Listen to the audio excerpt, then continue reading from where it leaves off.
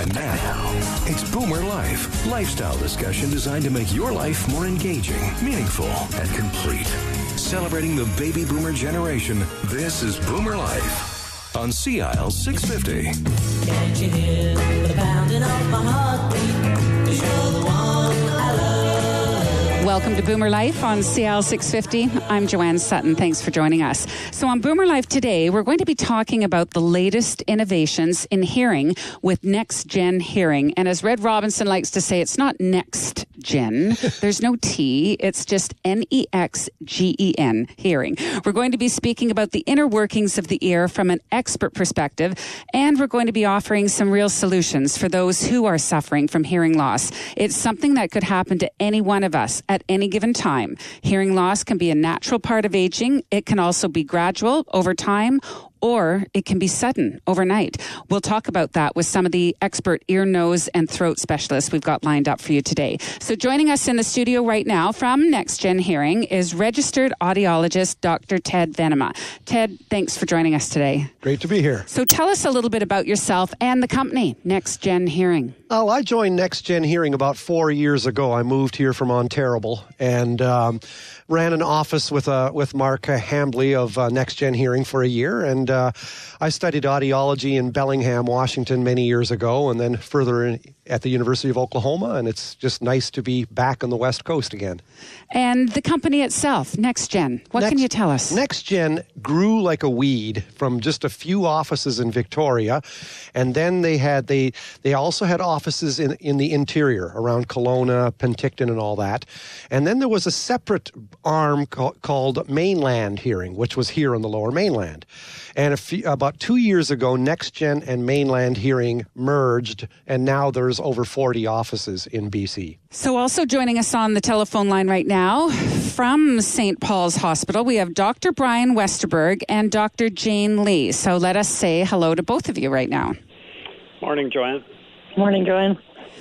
So Dr. Brian Westerberg is an otologist specializing in the treatment of disorders of the ear. His practice is based in Vancouver at St. Paul's. And Dr. Jane Lee is also an otologist and a clinical assistant professor with the Division of Otolaryngology. That's head and neck surgery, and part of the active staff at St. Paul's, Vancouver General Hospital, and BC Children's Hospital. Now, both doctors are part of the BC Rotary Hearing and Balance Centre at St. Paul's. So, Dr. Brian, let's just start with you. Are you still a teaching physician as well? Yes, I am, Joanne. Yeah, we routinely have medical students and residents and fellows come through our clinic. Okay, so let's start out with the general question of what is an otologist? So an otologist is an otolaryngologist by training. So they train 5 years to do ear, nose, and throat surgery. And then it's usually 1 or 2 years subspecialty training in just ear surgery and treating patients with disorders in and around the ear. So an otologist is actually a surgeon? Otologist is a surgeon. Okay, so I was going to ask, what's the difference between an otologist and an audiologist? So an audiologist is an expert in testing hearing. We rely on them heavily here at St. Paul's Hospital to help figure out where the problem is and how we might be able to fix it. Yeah, that's right. So the audiologist is basically the first person you might see other than your regular doctor. Like if you went to your doctor, I'm just trying to, paint a picture here. If you went to your own doctor and you are having hearing problems, would they refer you to an audiologist? Could very well happen, and sometimes the person first runs into an audiologist, and maybe the audiologist refers to a physician if need be. Okay, so it could go either way. Yeah, an audiologist is kind of like an optometrist is for the eye, an audiologist is for the ear. So we're specialized in testing hearing, as Dr. Westerberg says, and fitting hearing aids. Okay, so Dr. Brian Westerberg, tell us a little bit about the types of surgery that you would typically do for someone experiencing hearing loss. Yeah, it depends a little bit on what the problem is. It might be something as simple as repairing a hole in the eardrum to repairing the ear bones. There's 3 ear bones that conduct the sound from the eardrum to the inner ear. We can operate on those to reconnect them as well. Sometimes there's infections in the ear that need to be dealt with. There are some tumors in the ear that we deal with as well. In people who no longer benefit from hearing aids, the next step would be a device called a cochlear implant. We do that down here at St. Paul's as well. So, Dr. Jane Lee, you're also a surgeon. Yes. And what would be one of the biggest challenges in trying to determine what type of surgery somebody with hearing loss would require?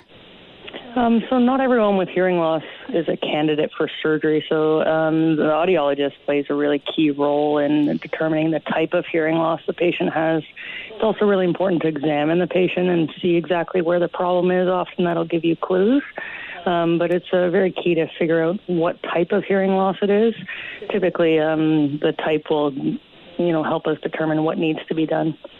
Okay, so let's talk a little bit about the pathology of the ear. It really is quite a complicated and interconnected organ, is it not? Yeah, it is. It's quite fascinating how much is actually going on and how quickly that signal gets transferred from the outside world into our brain, and we can process it.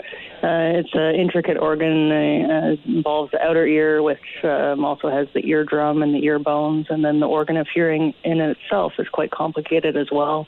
And there's nerves that travel from the organ of hearing to the brain that help process sound. So recently in another show, I'm just going to tie this in to see if there's some kind of crazy connection here. When I was learning more about Parkinson's disease, they said one of the first signs of Parkinson's is losing your sense of smell. And I found that fascinating. I'm just wondering if there was anything with hearing loss that wasn't as obvious, other than the obvious of, you're asking someone to repeat themselves or you can't hear the TV as loud anymore. Is there anything, any other symptom of hearing loss that might surprise us? So sometimes patients are referred that don't actually realize they have problems, but they're coming in because their friends or family members or loved ones are complaining that they're not paying attention, or they're listening to the TV loud, or they're always asking them to repeat themselves. So sometimes the patient themselves don't actually think they have an issue. No. So, signs of hearing loss can also be ringing in the ear, so that's often a first sign that there's a problem happening in the ear or a warning signal. In terms of symptoms of hearing, like first signs of hearing loss can sometimes present with tinnitus, but there are some links in terms of hearing loss and increased risk of dementia. There's no link that I am aware of with Parkinson's or that type of thing, but the ear is connected to the central nervous system, so there can be issues with processing sound if there's problems with the brain as well. And what about taste? Like a sense of taste, is that connected to your hearing at all, or? Yeah, the nerve of taste runs through the ear, but can be affected with certain diseases that involve the ear. But it's not usually a first presentation of being altered taste.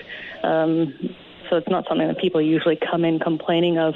It's something that is usually a problem or can be an issue after surgery with altered taste.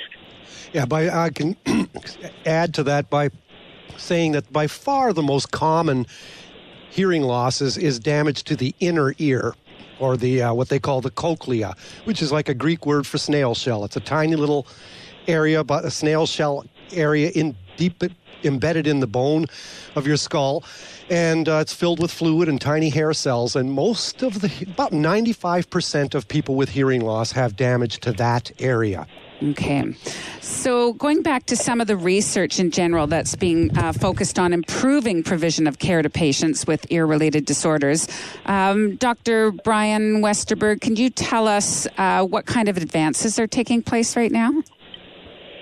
I think we're making progress in leaps and strides in a number of different areas. The way that we can test hearing has become much more intricate. If you think of how delicate the inner ear is and the subtleties that you're able to pick up, for instance, in speech, testing somebody's hearing just by putting beeps in the ear is a fairly gross assessment. What we've come to realize is there's much better ways of testing the hearing. Much of what has been done at UBC with some of the research that's being done out there at the UBC Hearing Center. And we're trying to figure out how to get that better into clinical practice now at this stage. For instance, when you put sound into the ear will actually generate sound in response to that sound. It's not an echo, it's actually an emission. So you can actually measure those with a very sensitive microphone in the ear, and there's different ways of measuring those emissions and different variations on the theme that might tell us more information about how the inner ear is functioning.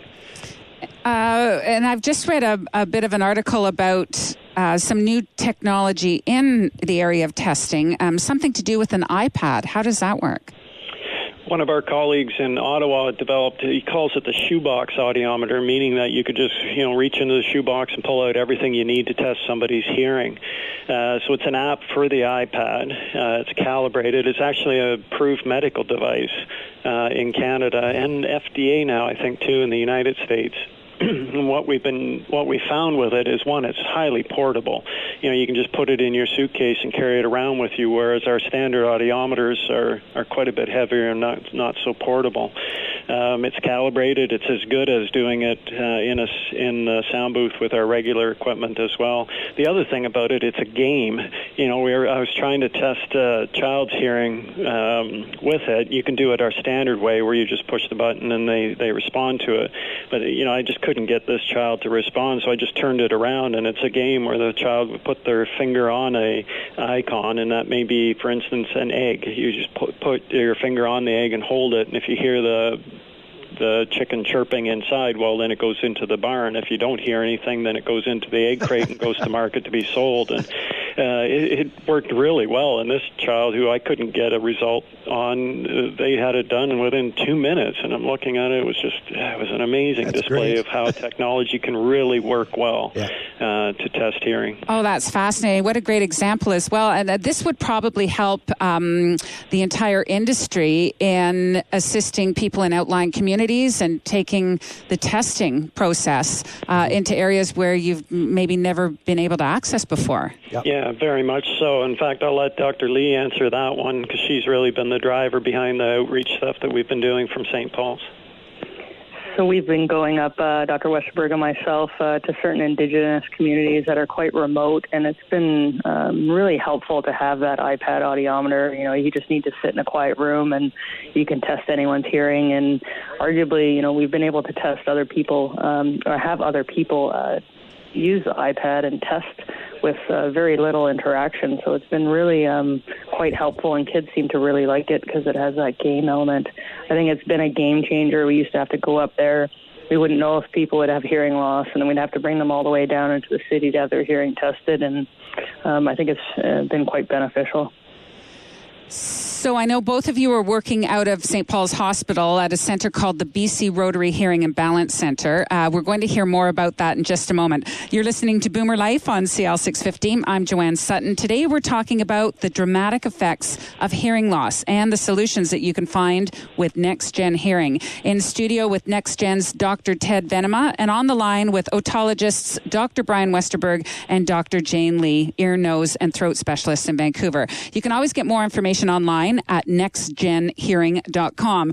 We'll get a little bit more about our doctors and what they do and what baby boomers should know. That's coming up next on CL 650. Celebrating the baby boomer lifestyle. This is Boomer Life on CL 650.